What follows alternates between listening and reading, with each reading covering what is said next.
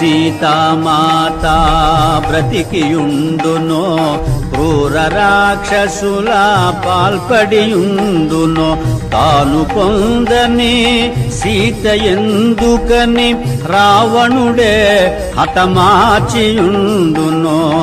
అని యోచించుచు అంతట వెదకుచు తిరిగిన తావుల తిరిగి తిరుగుచు ఆగి ఆగి అడుగడుగున వెదకుచు సీతనుగానక మారుతివగ సీత జాడ కనలేదను వార్తను తెలిపిన రాముడు బ్రతుకజాలడు.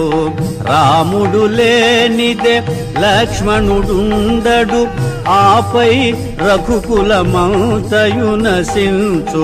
ఇంతటి ఘోరము కాంచినంతనే సుగ్రీవాదులు మడియక మాన